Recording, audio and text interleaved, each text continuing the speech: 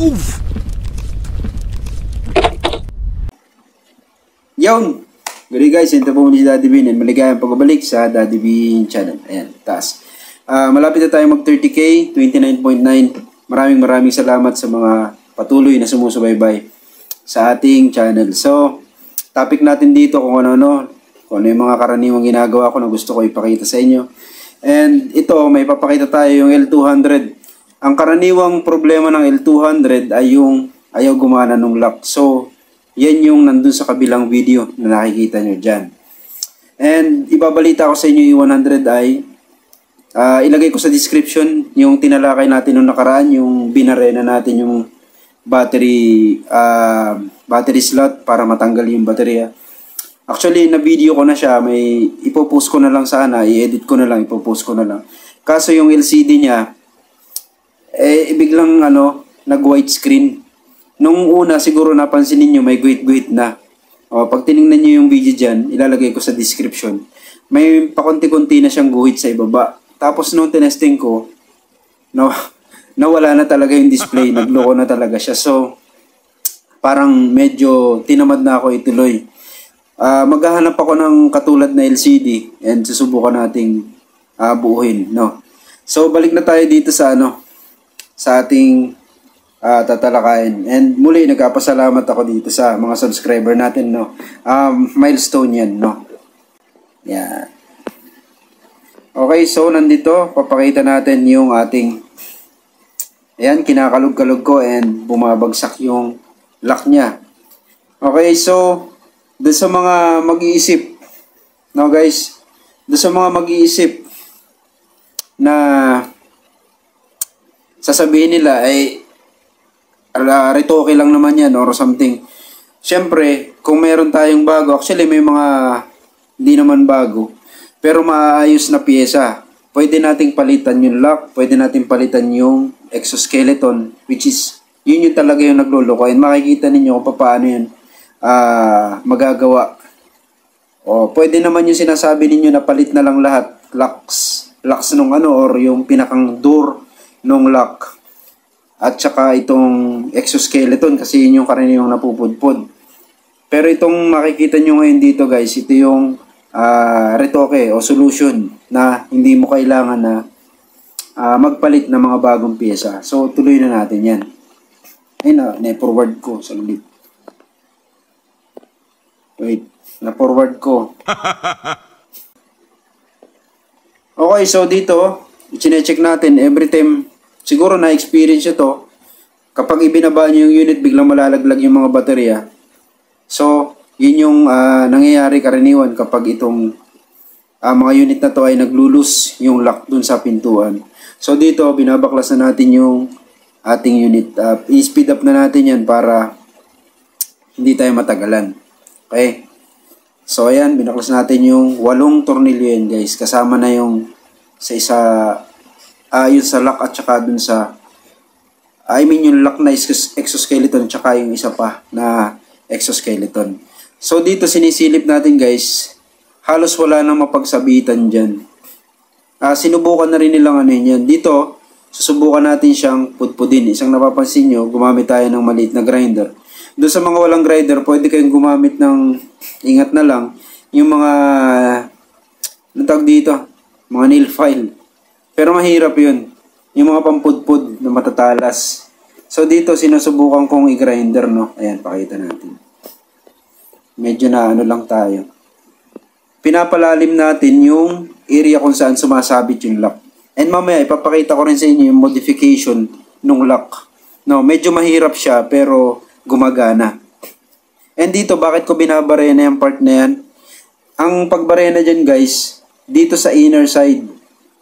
Para mailapit natin yung lock. Ibig sabihin, ang pupudpurin nyo yung parte na yun doon sa may papunta doon sa taas.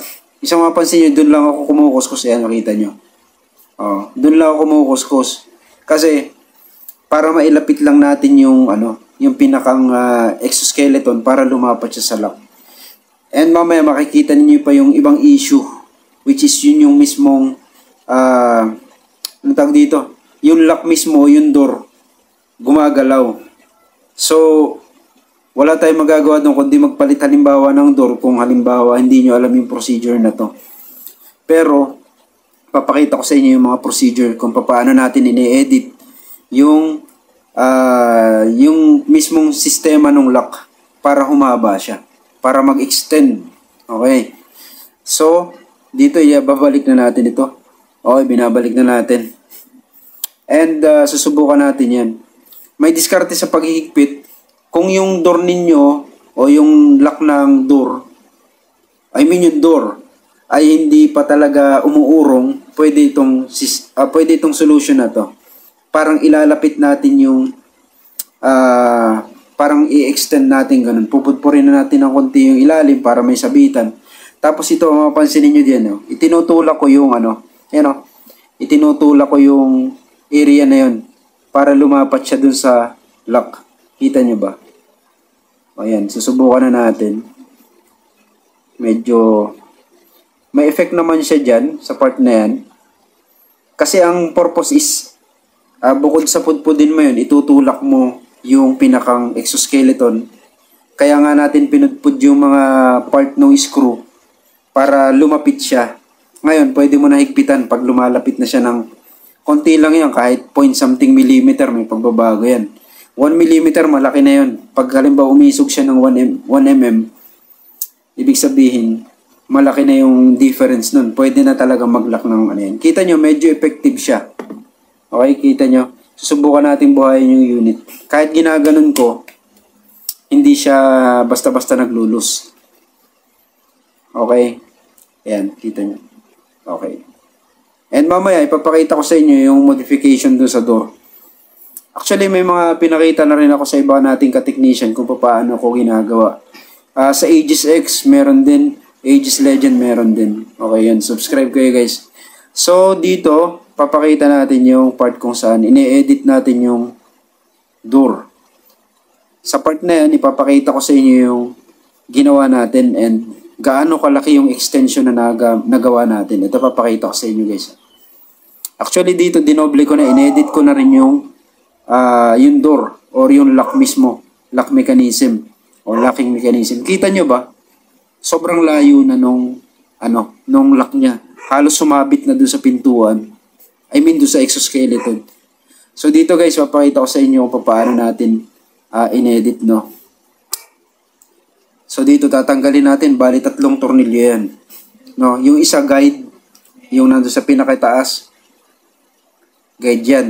Tapos yung may dalawa dito, siya yung nag-hold dun sa handle dun sa ilalim, dun sa mismong lock na yun.